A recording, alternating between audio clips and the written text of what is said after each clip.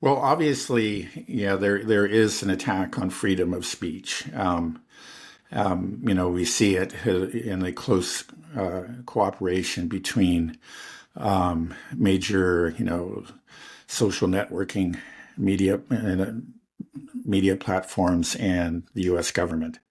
As Matt Taibbi has done, I think, the best work on that, and he continues to come up with more and more evidence of this, very close coordination. It's clear that the U.S. government has been trying to censor speech, they have, in fact, not just tried, they have, censored speech. The most famous example of which was the Hunter Biden laptop that may have affected, the outcome of the election in 2020.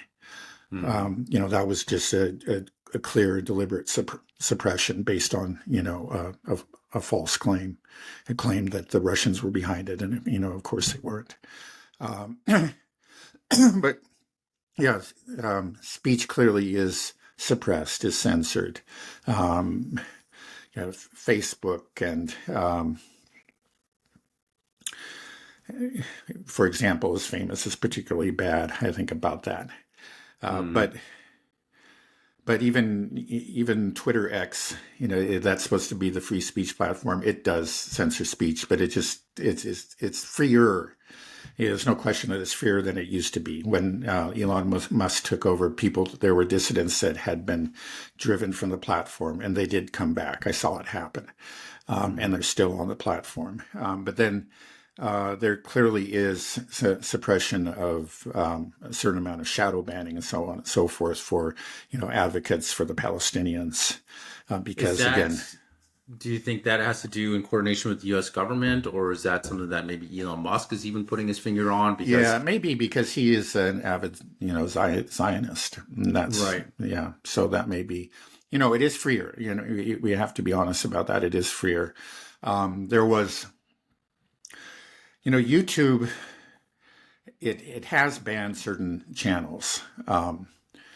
And clearly for political reasons, geopolitical reasons, and thinking about Scott Ritter or Dimitri Simes, for example. And then there were a number of other, let's say, channels critical of American Western hegemony that were banned recently, but they just came back.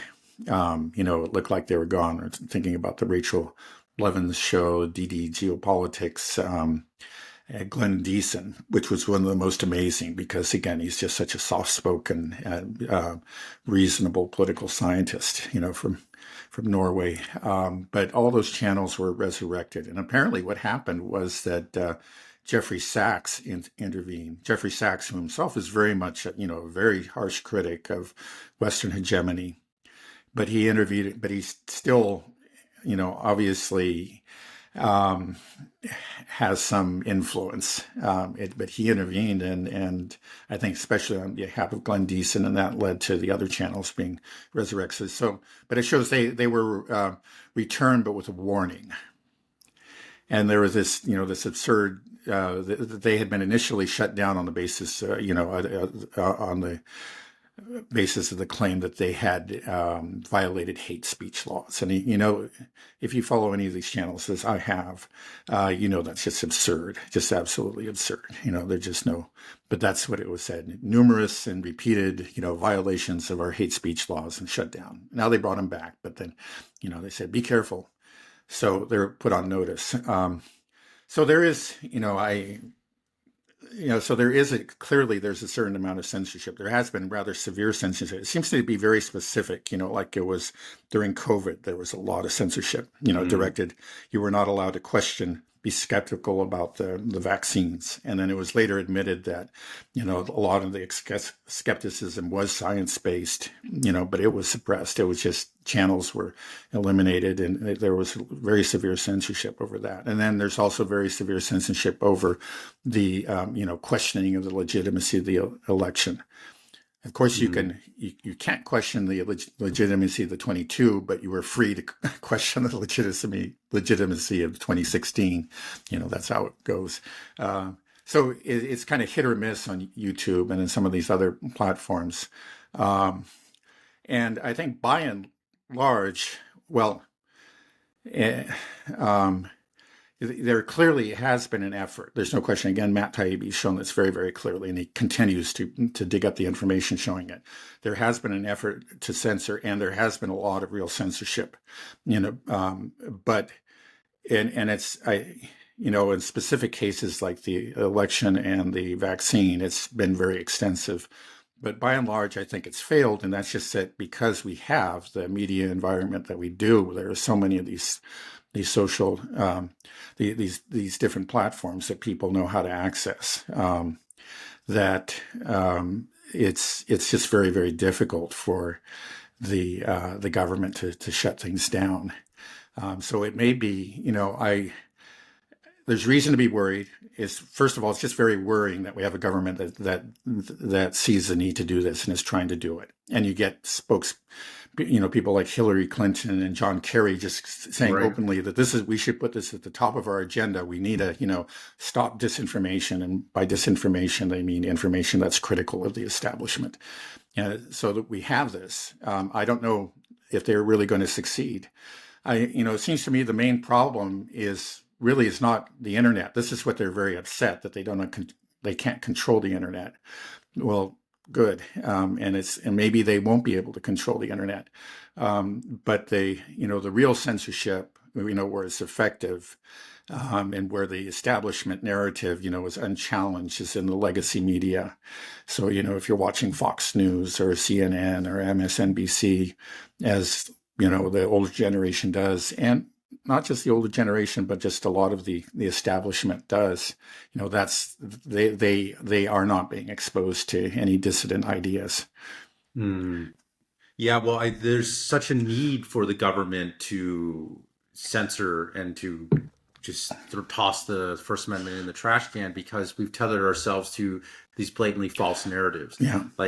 COVID, we won't go into too much, but clearly, you have very respectable doctors and scientists saying things and they're being canceled. Like, you shouldn't have to do that if you're on the right, if you're telling the truth about things. But then it's the same thing we're seeing here with Ukraine and in Israel. It's if you try to tell what's actually happening on the ground, it doesn't fit their narrative. So they have to control it. And it seems like this is all important to them to keep these globalist projects going, to keep this narrative going. So I feel like as things progress, there will be more and more urgency for them to censor even more, but then it just kind of backfires on them more. So I'm not sure how do you see it going in the future as these conflicts play out, and because you talked about these shows like the Rachel Blevins show, Glenn Decent, they talk about what we talk about, right? Mm-hmm. So and they got censored because.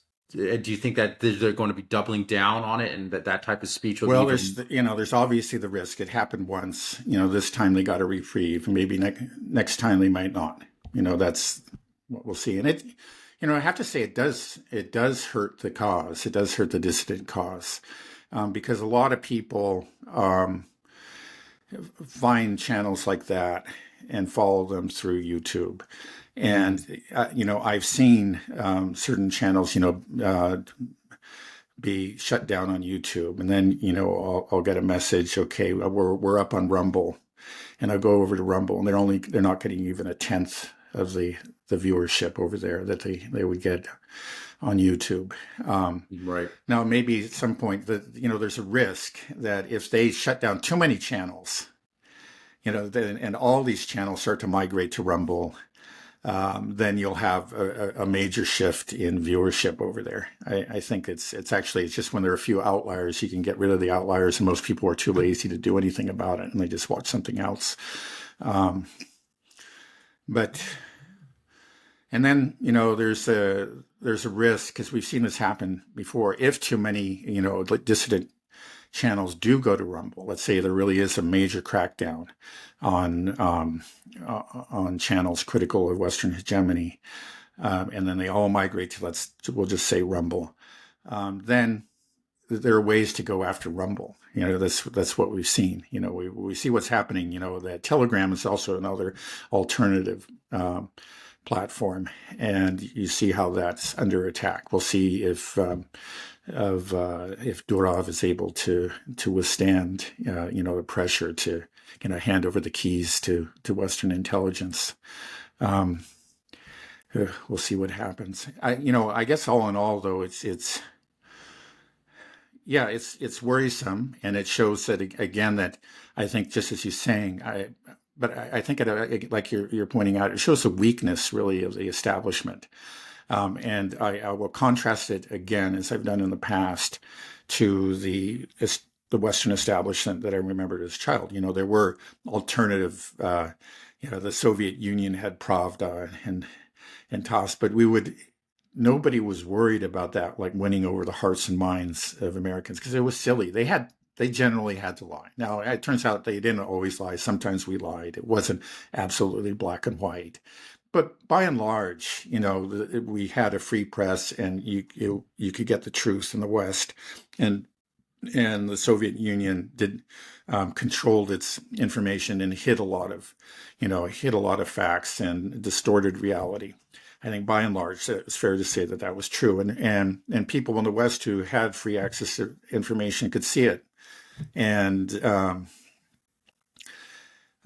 so there wasn't any fear on the part of the establishment. Oh my God, we can't let these people, read Pravda or listen to Soviet radio or something. They might get the wrong ideas, because nobody, we were confident in what we had.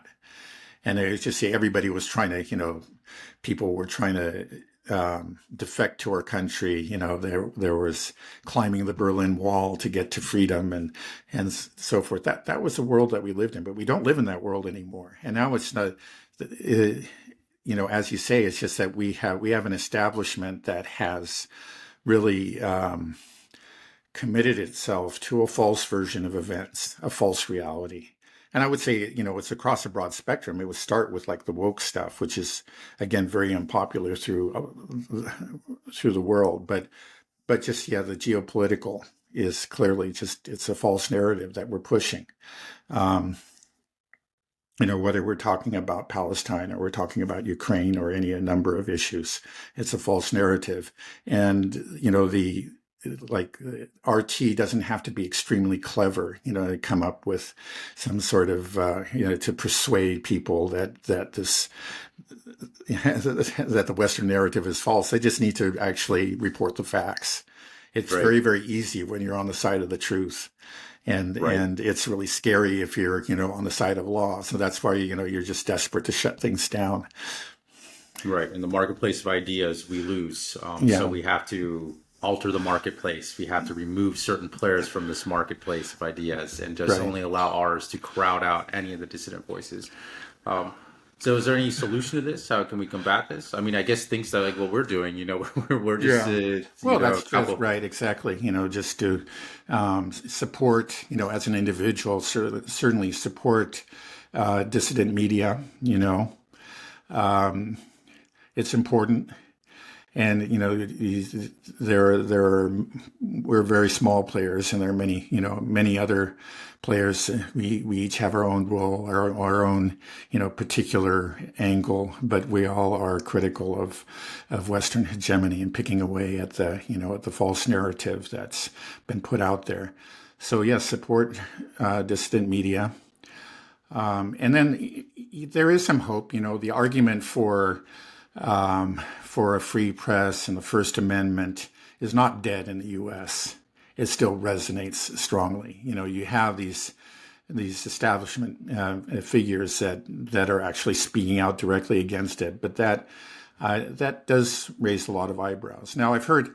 I mean, it's kind of worrying because what you find, like these recent polls have shown, that the younger generation and also racial minorities, who are a growing proportion of the population, tend to not have that devotion to the First Amendment that previous generations had. There's a weakening within the population too.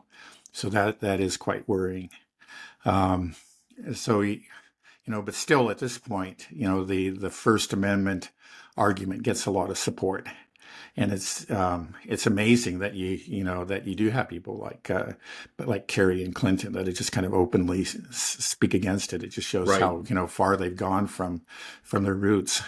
Right. I just feel like anybody that makes the argument that we need to get rid of the First Amendment, like who's going to think that's okay? Like Yeah. you're on the Well, side of censorship, but clearly there are. There yeah, clearly yeah, are. no, They do within the have the supporters. establishment, and then just there's this younger generation, just hasn't been, I guess it's maybe a result of corrupted education.